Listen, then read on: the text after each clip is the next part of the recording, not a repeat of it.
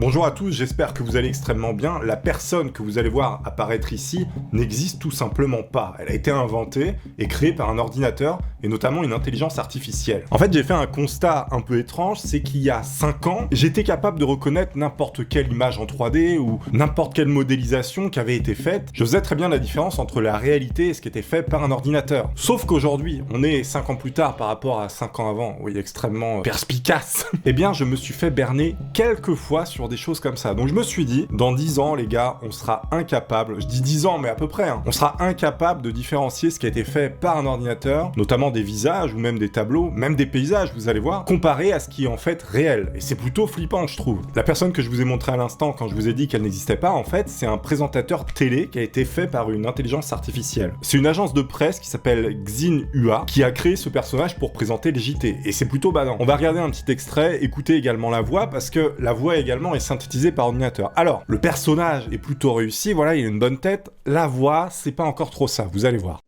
Hello, everyone. I'm an English artificial intelligence anchor. This is my very first day in Xinhua News Agency. My voice and appearance are modeled on Zhang Zhao, a real anchor with Xinhua. The development of the media industry calls. Donc voilà, en fait, c'est un présentateur, tout ce qu'il y a de plus simple, qui présente le JT, voilà. Sauf que ce qui est assez banal quand on regarde sa tête, c'est que, en fait, il n'existe pas du tout. D'après ce qu'ils disent, parce qu'il n'y a pas énormément d'informations, c'est un clone d'un vrai présentateur télé. Ils ont capté plein d'images de ce personnage pour recréer, du coup, un clone de ce présentateur. La voix également a été plus ou moins copiée. Bon, la voix, c'est pas une grande réussite, vous avez pu le constater. Mais, déjà, la tête du personnage, on pourrait se tromper. Moi, je me suis trompé la première fois. Quand on regarde les expressions de son visage, c'est pas encore trop ça. On dirait vraiment que le mec est neutre.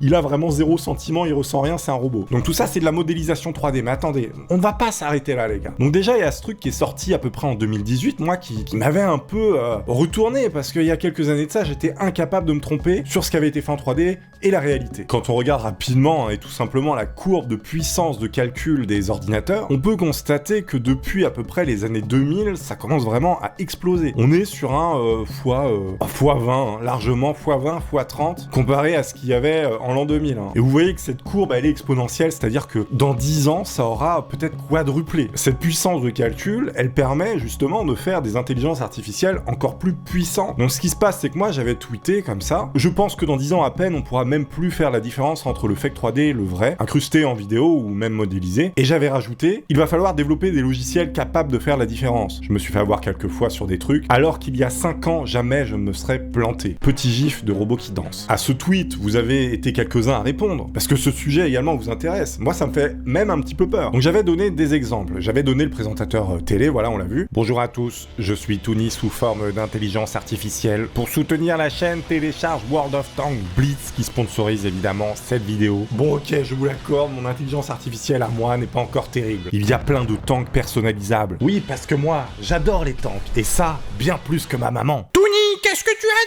dit ?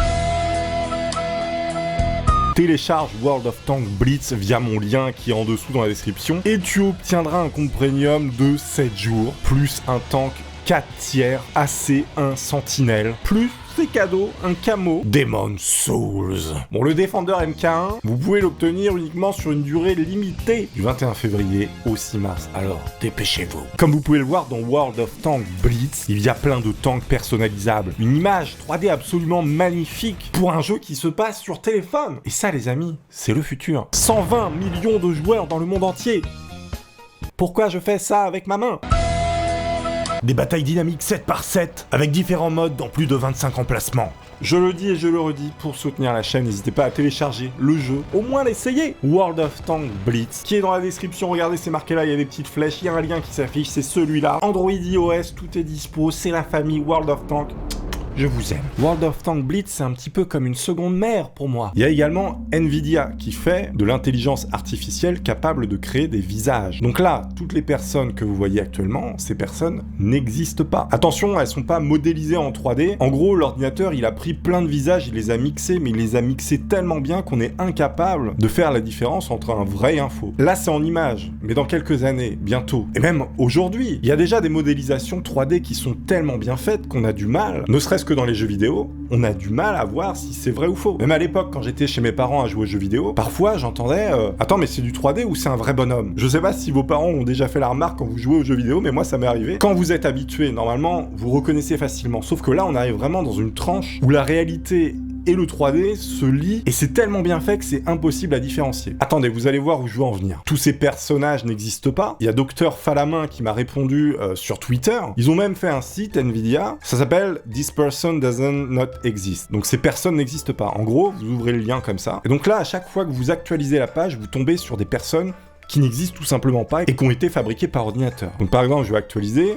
Voilà, donc là, une autre personne qui n'existe pas. Mais ce qui est incroyable, c'est vraiment les traits, la couleur de peau. Il y a vraiment rien pour nous dire que c'est pas vrai. Vous montrez cette photo à n'importe qui, c'est impossible qu'ils disent que cette personne a été réalisée par un ordinateur. Voilà, donc si j'actualise, on a plein de visages comme ça, et toutes ces personnes, évidemment, n'existent pas, vous l'avez compris. Et donc apparemment, Nvidia, de ce que j'ai entendu, je retrouve pas l'article, mais je me souviens, j'avais lu ce truc-là, ils sont en train de développer un logiciel qui sera capable de différencier justement le vrai du faux. Parce que attendez, on va en tirer une conclusion, mais je vais vous montrer d'autres choses. C'est peut-être des trucs que vous avez vus, mais c'est important de les revoir et de comprendre le contexte. Donc voilà, sous mon tweet également, pour exemple, j'avais donné autre chose. Bon là, c'est un vrai robot, hein. Boston Dynamics, vous l'avez tous vu, le robot capable de faire des trucs incroyables, c'est hallucinant, donc ça c'est vrai, hein. Tout ça c'est du vrai robot. On est vraiment sur de la galipette, il est capable de faire des choses incroyables. Bon, vous avez sans doute vu également cette vidéo, probablement. Et donc moi, la première fois que j'ai vu cette vidéo, au tout début, j'ai regardé et je me suis dit, mais c'est pas possible, c'est un vrai robot. C'est tellement bien fait, et c'est des particuliers les mecs. Mais si eux arrivent à le faire avec un simple ordinateur, tout le monde peut le faire. Ils ont pris les vidéos de Boston Dynamics, et ils ont fait un faux robot en 3D, mais on dirait tellement un vrai que je me suis planté. En fait, moi j'ai réussi à découvrir que c'était un faux robot juste au moment où le robot il commençait vraiment à faire des trucs étranges, il prenait un flingue et tout.